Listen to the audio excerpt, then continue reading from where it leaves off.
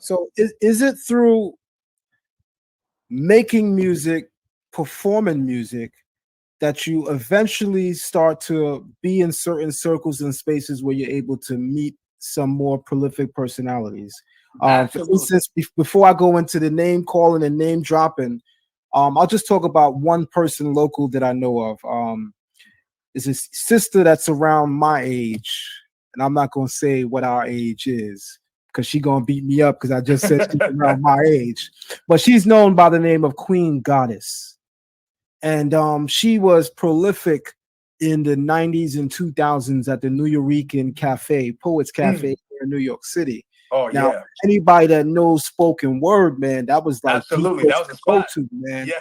And there would be a lot of um, Afro punk and a lot of Afro guitar performing there. And I'm like, for me, coming from Trench Town, Yeah, right. Brooklyn, Big where sound. bass Yeah, and drum yeah. and Yeah, yeah. pop, pop, pop, pop, pop, Absolutely. Yeah. coming now to Alphabet City, Lower Yeah. East Side, New Yeah. Eurekan Cafe, and That's right. seeing this, I'm That's like, right. oh, all right. So the first time I met Common Mm. was at the New Eurekan Cafe. Wow. Check that out. And the first time I seen Erykah Badu was Oh, also she at the pulled New up. Eurekan Cafe. So Wow. on that perfect note, tell us how you come to know people like Common, Erykah Badu, by first building Absolutely. upon your relationship with Erykah Badu and how you know her, and then Yes. segue into Common and others. Well, you didn't set everything up for me. I was like, yeah, that's perfect. Okay, our sister Erykah Badu. Salute to the queen. Mhm. So, I love how you set it off, beloved. You talked about, hey, was it the studio? Was it the live performing? Like, what got you Right. into relationships? So Erykah Badu was a really pivotal relationship, because I met her in the summer of 2006. 2006. And she was freshly in New York, so I think maybe Yeah. about a year or so. Mhm. She had just signed her deal, but she didn't tell us. I didn't even know. When I met her, she just signed her Mm. deal with Universal, which is now Motown Universal. I didn't know at the time. I met her speaking. You lined it up talking about the Rican Poets Cafe. I met her in the Brooklyn complement of that was You the see? Sunday Tea Party. You see? Sunday Tea Party. So I met her there, and I at the time, myself and my cousin brother Interfather God of Sound, we had a hip hop rock group called Altered Egos, and so we were the featured band that night. Like, so we were the ones that closed the whole entire thing. So we had a live band there and everything, and we tore it down. We did our thing, and so at the end of the show, I seen this beautiful sister with this tall hair wrap. I mean, it was motherland, and That's so right. and then she just came right up to me, and she was like, she said reflection. I'm like, first of all, her presence, how we got to know her, she had that same presence when nobody really knew her. She always carried herself very regal. So so we just immediately connected. From that point, we just built the whole entire night together, just kicking it. And I didn't know she was signed yet. Just system brother building in Lincoln. I felt really connected to her. She told me she is an artist, and she's a singer songwriter and producer, and she raps too. And she freestyled for me that night. She was dope. She was nice. Mm. And then we got bonded because she also at the time told me she was plant based. She was a new vegan, and one of the books that inspired her on her journey was Heal Thyself by Queen Afua. I said, would you look at that? Queen Would Afua you is my look at mother. that? So she was like, Mm. Queen Afua is your mother. So that was a whole wild thing, right? And then she was wearing an ankh, and I said, you need to meet my pops. He makes ankhs. He makes the jewelry. She was like, really?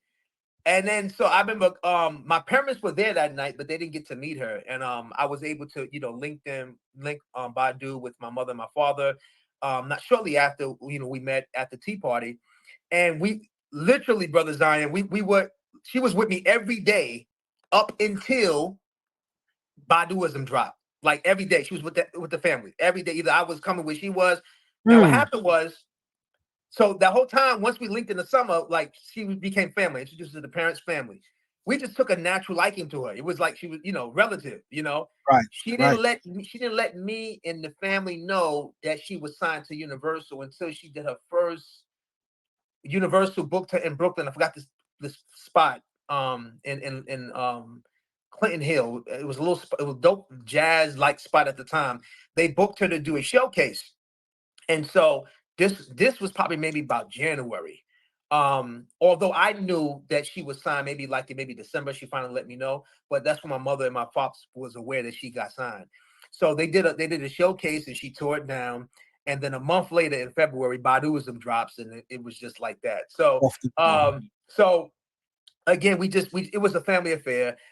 Sis took me on the road, with her for 2 years. I was her holistic wellness chef, practitioner, and minister of wellness for her. And I was she took me all around the world, and that's how I was able to meet Common and Busta and all types of so many brothers and sisters along the journey because of my sister Badu.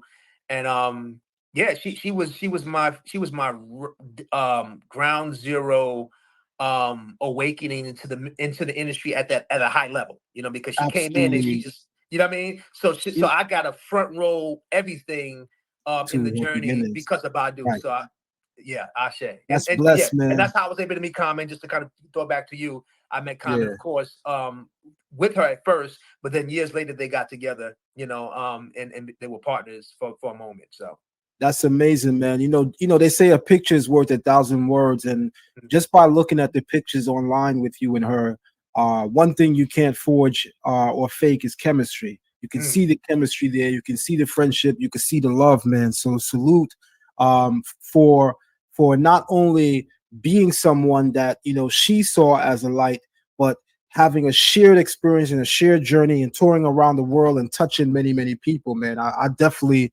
salute that. Ashe, yeah, You shalom, shalom. came to be known as hip hop's medicine man as a result of a lot of these connections and the touring and what you do. And so, what I want to say, when there's a figure among us that's truly prolific, they wear many hats and they have many titles. Like my friends that know me from the grain, that grew up with me, they know me as a no joke personality. That's 0 to 100, all that gangster ish. That's the Zion that they know. People who are newly acclimated to me, they know Zion Lexx, the scholar who sometimes might get a little rough when he needs to, right? Right.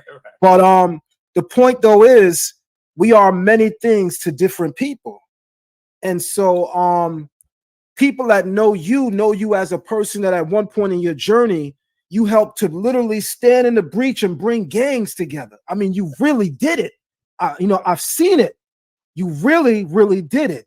And so I want to speak to a moment about you being celebrated today as being hip hop's medicine man. Talk to us about some of the people in hip hop that you believe you may have touched and inspired to want to live a more holistic life and want to care more about this vessel in this temple.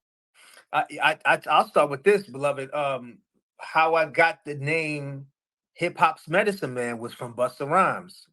What happened was him and Badu, they were on. He had a few dates on the Smoking Grooves tour that she was doing at the time. He was between.